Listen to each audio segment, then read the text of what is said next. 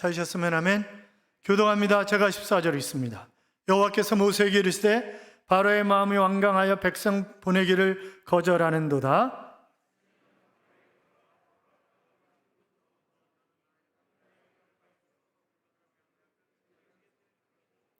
그에게 이르기를 히브리 사람의 하나님 여호와께서 나를 왕에게 보내시어 이르시되 내 백성을 보내라. 그러면 그들이 광야에서 나를 섬길 것이니라 하였으나 이제까지 내가 듣지 아니하도다.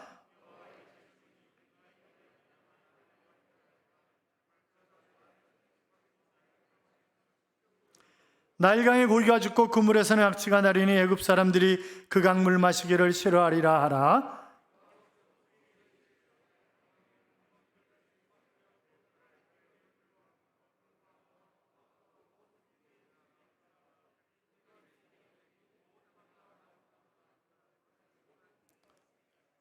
이게 조금만 길면 잘 안 맞죠?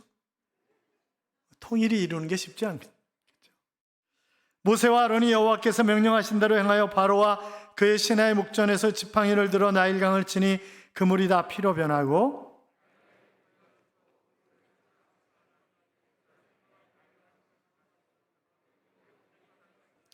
애굽 요술살들도 자기들의 요술로 그와 같이 행함으로 바로의 마음이 완악하여 그 말을 듣지 아니하니 여호와의 말씀과 같더라. 애굽 사람들은 나일강 물을 마실 수 없으므로 나일강가를 두루 파서 마실 물을 구하였더라. 여호와께서 나일강을 치신 후 이래가 지나니라. 아멘. 같이 인사하겠습니다.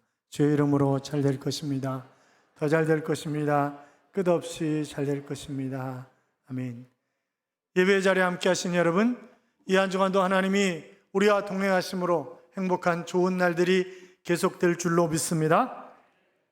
버스를 타면 가끔 버스 기사와 승객이 싸우는 그런 장면을 목격할 수가 있습니다. 이 버스 기사가 한 50대쯤 되셨는데 승객도 비슷한 나이인데 둘이서 욕을 하면서 싸우는 거예요. 그러다가 이제 그 승객이 기사에게 한마디 확 쏴붙이고 들어갑니다. 너는 평생 버스 기사나 해라. 그리고 쏴붙였어요. 그랬더니 승객들이 야, 버스 기사가 패배했구나 그렇게 생각을 했는데 버스 기사가 이렇게 얘기를 합니다. 그래, 넌 평생 버스나 타고 다녀라. 그렇게 얘기를 했습니다. 여러분, 우리의 발이 되어주시는 분들이 없다고 한다면 우리가 어떻게 살아갈 수 있겠어요? 그렇잖아요? 우리나라의 경제 부흥도 그런 분들이 계셨기 때문에 가능했던 것입니다. 또 승객이 없는 기사가 어디 있겠어요? 그러니까 서로 필요한 거라고요. 다 필요하니까 하나님이 이 땅에 우리를 보내신 것이고 제자교회 다 필요하기 때문에 하나님이 여러분을 제자교회로 보내신 것입니다. 그런데 사람들 보면 뭐 이게 맞냐 틀리냐 따지기 전에 무조건 반대하는 사람 있잖아요. 일단 반대해놔요. 그러고 나서 그 다음에 우리가 그렇게 살면 안 되는 거죠. 자, 옆에 사람하고 다시 인사하겠습니다. 사랑합니다. 저는 당신을 섬기기 위해서 있습니다.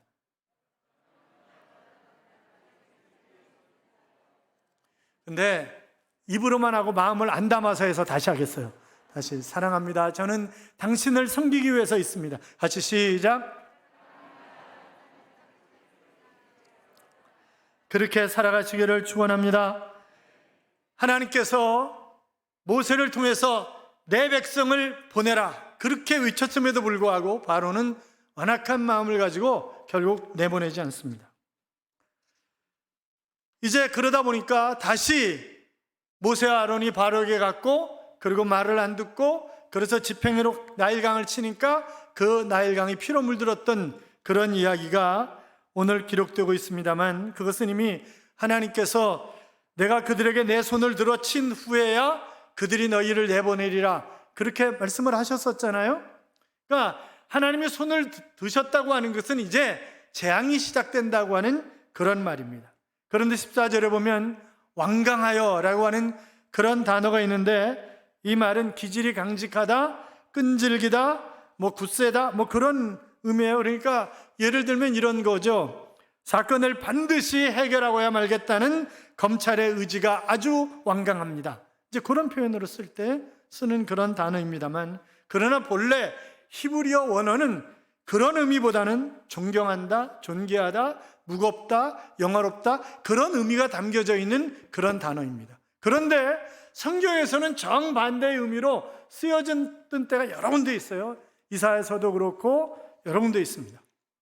스가랴 7장 1절도 마찬가지입니다만, 그러니까 귀가 잘 들리지 않는 경우, 그러니까 하나님의 말씀을 못 들은 척하는 그런 것을 표현할 때도 이 단어를 쓰고 있는 것을 볼 수 있어요. 자, 본래 히브리 원문의 그 원어의 의미를 가지고 설명을 한다고 한다면 바로는 뭐예요? 내가 하나님보다 무게가 더 나가는 사람이라는 거예요. 내가 하나님보다 더 존귀함을 받아야 되는 그런 사람이라는 거예요. 지금 간이 분소리를 하고 있는 거예요, 지금 이게. 하나님이 누구신지 제대로 알지 못하고 제멋대로 짓거리고 있는 것입니다. 그러니까 뭐 하룻강아지 법 무서운 줄 모른다, 뭐 그런 이야기가 있는 것처럼 그런 거죠. 그러니까 완전한 교만에 빠져 있는 그런 모습입니다. 또 이 완악하다라고 하는 그 두 번째 표현이 22절에 등장하고 있는 것을 볼 수 있습니다만, 자, 그러니까 지팡이가 뱀이 되고 자기도 요술사들을 시켜가지고 지팡이가 뱀이 되고, 그런데 모세의 지팡이가 그 뱀을 잡아먹었죠. 그럼에도 불구하고 완악해서 보내지 않았던 것처럼 역시 지난번과 똑같은 그런 콧방귀만 뀌는 그런 모습을 보여주고 있습니다. 자, 그래서 지금 이제 14절부터 19절까지 이야기를 보면, 너는 내일 아침 바로에게로 가라. 바로 강가에 있을 터인데 거기서 바로를 만나 이스라엘 백성을 내보내라고 하라. 그러나 바로는 듣지 않을 것이다. 그러면 너는 나일강을 지팡이로 치라. 그러면 나일강이 피로 물들 것이다 라고 하는 그런 얘기를 19절까지 하고 있는 것입니다. 어떻게 보면 이것은 하나님의 작전짓이다, 그렇게 얘기할 수도 있겠죠. 그리고 20절에 보면 모세와 아론이 여호와의 명령하신 대로 행하여 바로와 그 신하의 목전에서 지팡이를 들어쳤더니 나일강이 전부 피로 물들어졌다고 하는 그 말씀대로 이루어지는 그런 사실이 거의 기록되어 있습니다. 여러분, 아마도 이것은 7, 8월 달에 있지 않았을까. 왜냐하면 그때가 나일강에 물이 가장 많이 불었을 때거든요. 그러니까 아마 그때였을 것이다, 성경 해석학자들이 그렇게 추측을 하고 있습니다만, 그런데 이 애굽 사람들에게는요, 나일강이 신이에요. 그들의 신입니다. 젖줄이잖아요. 나일강이 없는 애굽이라고 하는 것은 상상할 수가 없는 것입니다. 그렇기 때문에 거의 모든 백성들이 1년에 한 번 정도는 나일강가에 가서 강을 신으로 모시고 제사를 드리는 것입니다. 자, 그런데 나일강이 피로 물들었다고 하는 얘기는 그들이 신으로 섬기는 그 나일강이 아무것도 아니다라고 하는 것을 단적으로 지금 보여주는 거죠. 신도 아니고 아무것도 아닌 그런 존재가 나일강이라고 하는 사실을 보여주고 있어요. 그러니까 여러분, 가만히 한번 생각해 보세요. 내가 신성시하고 존귀하게 여기는 것이 무엇인가? 나의 자존심을 세워주고 내가 다른 사람 앞에서 그래도 폼 잡고 살아가도록 해주는 것이 과연 무엇인가 생각을 해보십시오. 그것이 돈입니까? 건강입니까? 아주 팍팍팍 돌아가는 머리입니까? 아니면 명예입니까? 무엇입니까? 그러나 그런 것들이 하나님과 나 사이의 관계를 멀게 하고 내가 하나님께 좀 더 충성하는 일에 방해가 된다고 한다면 그것은 내 자존심을 세워주는 것이 결단코 아닙니다. 오히려 그것 때문에 나 망하게 만드는 거예요. 그래서 우리가 우스갯소리로 등 따스고 배부르면 딴 생각한다, 이제 그런 얘기도 많이 하잖아요. 그러니까 지금 진정 자존심은 하나님이 세워주셔야 떨어지지 않는 것이지, 내가 올라가면 떨어질 것밖에 안 남는 거라고요. 그러니까 과연 우리가 내가 자랑하는 것, 내가 의지하는 것, 이것이 하나님이 돼야지 세상 것 되어봤자 그것이 오히려 나를 괴롭히는. 여러분 생각해 보세요. 나일강이 하루 이틀도 아니에요. 일주일 동안 피로 물들어 있는 거예요. 그러면 떠먹으려고 물 떠는데 피야, 빨래하려고 물 다라에 담았는데 피야, 온통 모든 것이 다 피예요. 그러니까 그게 자랑거리가 아니라 진절머리가 나는 그런 게 되는 거예요. 그러니까 오히려 내가 자랑했던 그것들이 나를 힘들게 하고 나를 망하게 하고 나를 엎어지게 하는 그런 것들이 얼마든지 될 수 있다고 하는 사실을 우리가 분명히 기억해야 된다고 하는 것입니다. 지금 하나님이 바로에게 그렇게 만드신 거예요. 그래서 정말 두려워할 대상이 하나님이지 나일강이 경외와 두려움의 대상이 아니다 라고 하는 사실을 보여주고 있는데, 여러분, 만약 지금 이제 그런데 이게 요술사들도 대단한 게 이 모세가 나일강을 피로 물들이니까 요술사들을 불렀어요. 해보라고. 그랬더니 피로 만드는 거예요. 어느 정도를. 그러니까 바로 이 완악한 바로가 더 완강하게 버티는 거죠. 야, 우리도 할 수 있어. 하나님 웃기고 있네. 나도 할 수 있어. 우리도 할 수 있는 거야. 그리고 버팅기는 거예요, 지금. 사랑하는 여러분, 버팅기지 말아요. 그럼 터져. 그러면 나만 손해야. 그래서 제가 그 신학교 주임교수 할 때도 그렇고 보면 면접하다 보면 터지고 온 사람들이 많아. 아니, 지금 나이가 몇인데 지금 왔어? 뭐 건설회사 사장도 있고 교수도 있고 많아요. 신학대학원은 늦게 들어오는 사람들이 많습니다. 왜 왔냐면 터지고 왔습니다. 대답이 그거야. 꼭 터지고 왔습니다. 그러니까 터지기 전에 잘해야 돼. 그냥 터진 다음에 그럼 나만 손해지. 그렇잖아요. 여러분, 지금 이 애굽의 요술사들이, 그러면 오늘 이 시대의 현대 요술사는 누구냐고요? 과학만능주의를 주장하는 사람들입니다. 그들이 현대의 요술사다, 그렇게 얘기할 수 있는데, 여러분, 과학의 이름으로 뱀 못 만듭니까? 아니, 개 못 만듭니까? 송아지 못 만듭니까?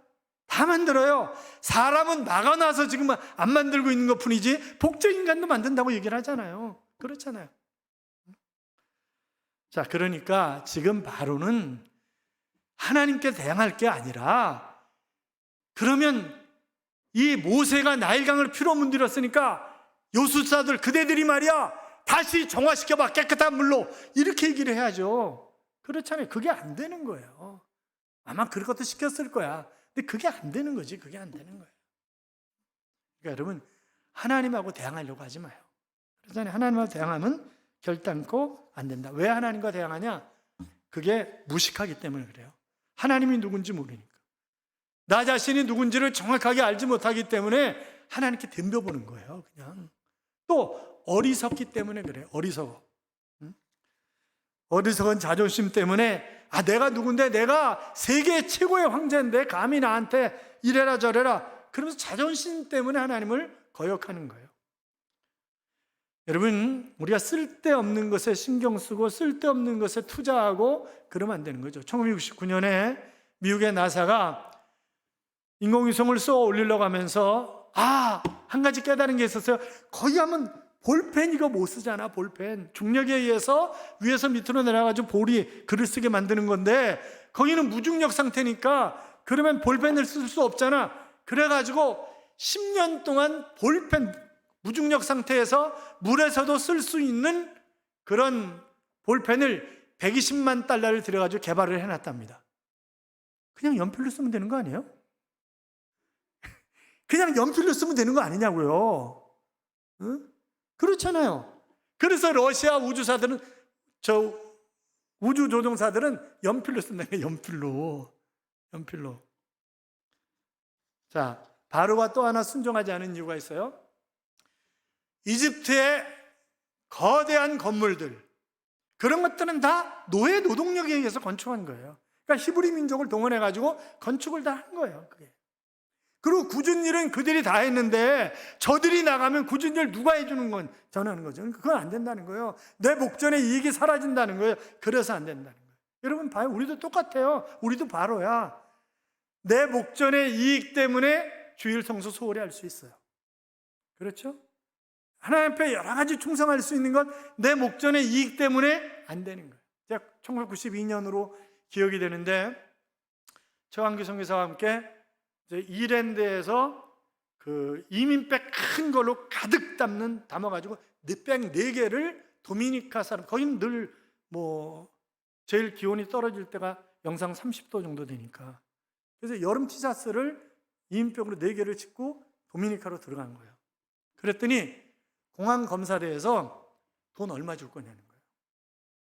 그래서 야, 이거 니네 주려고 지구 반대편에서 얼마나 고생하면서 가져왔는 줄 알아? 진짜 고생했거든요. 그러니까 뉴욕 존 F 케네디 공항에 내리니까 눈이 너무 많이 와가지고 비행기는 간신히 내렸는데, 그런데 비행기가 안 뜨는 거예요. 며칠 동안. 집 맡기로 돌아다니느라고 해먹었어요, 아주. 그리고 그 영감님 집에 가가지고 한인교회 영감님 집에 가서 며칠 잤거든요. 며칠 자고 그리고 도미니카 들어간 거라고. 그러니까 굉장히 고생했는데 그런 거 상관없고 돈 나한테 얼마 줄 거니까 나한테. 그러면서 못 준다 그랬더니 티사스 하나 꺼내가지고 흔드는 거예요. 이러다가 그거 놓고 어디 가서 안 와. 그러다 한 10분쯤 와요. 10분쯤 지난 다음에 와가지고 다시 또 흔들어 하나 꺼내가지고.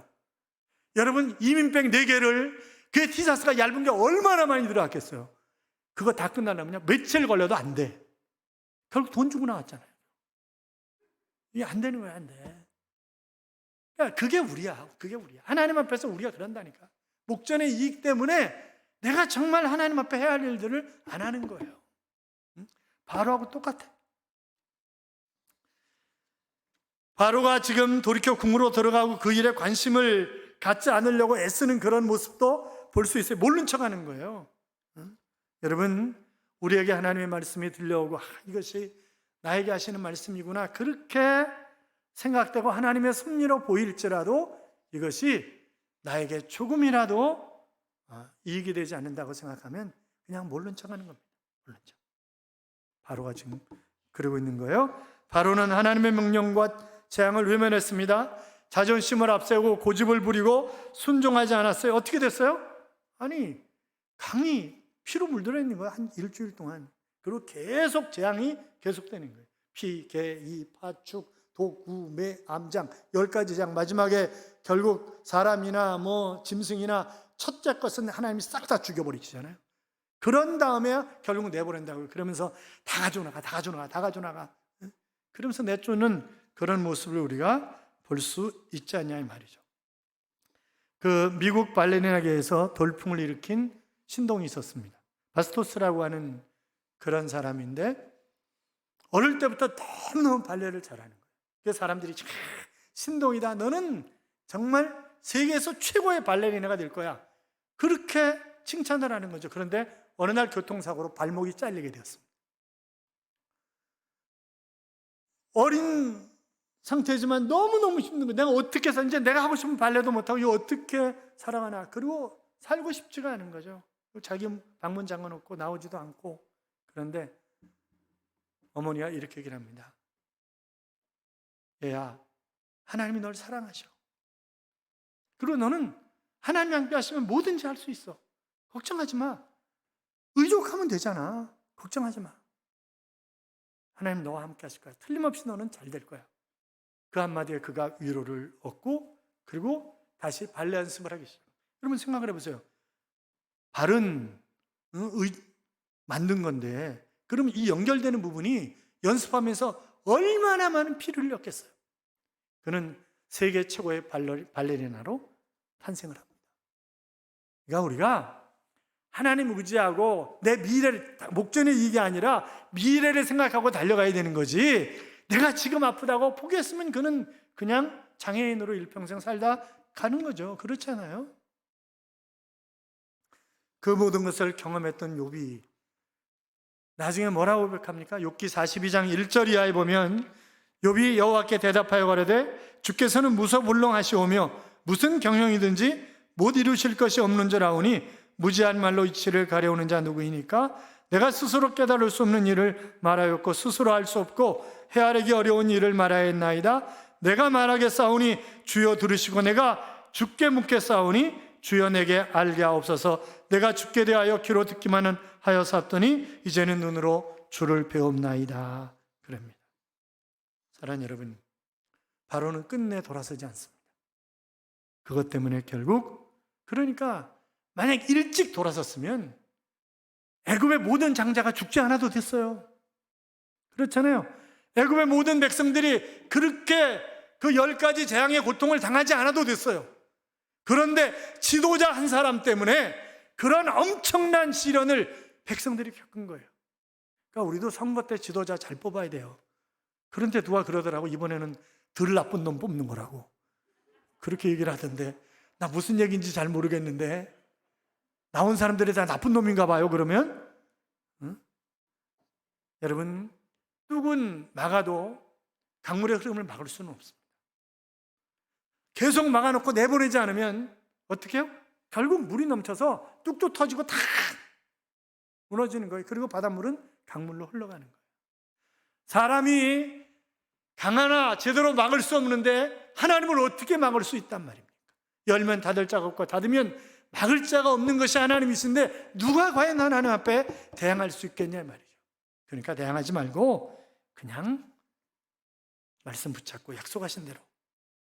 그러니까 이 말씀 때문에 성공한 사람들이 얼마나 많아요. 그러니까 말씀을 안 읽고 내가 신앙생활 제대로 한다는 건 이거는 말도 안 되는 얘기예요. 그러니까 존 오나메카라고 하는 사람을 아시잖아요. 그가 사업 60주년 기념 때 기자가 물었답니다. 회장님, 어떻게 이 자리에 오르실 수 있었습니까?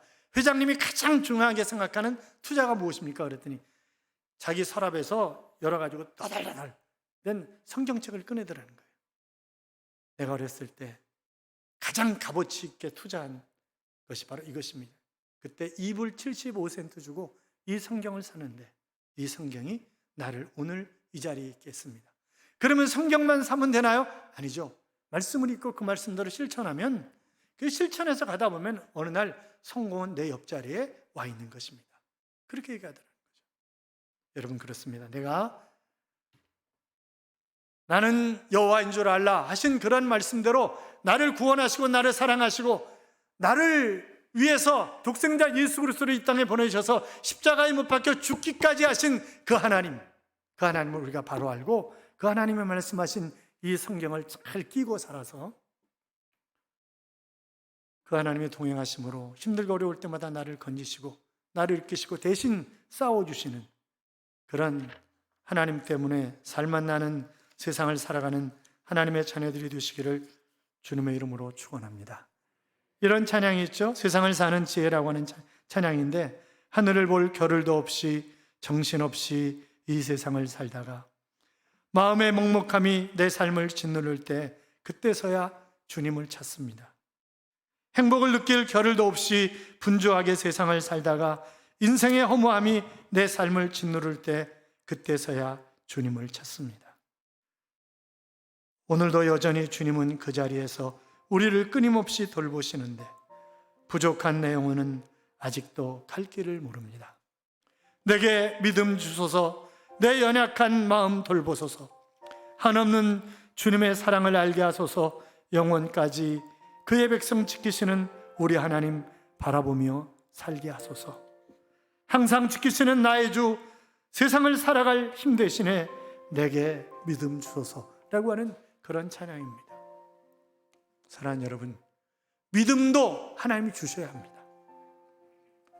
믿음의 반석에 서서 여호와 하나님을 붙잡고 살아 늘 힘 있는 능력 있는 삶을 살아가는 하나님의 자녀들이 되시기를 주님의 이름으로 축복합니다. 축복합니다.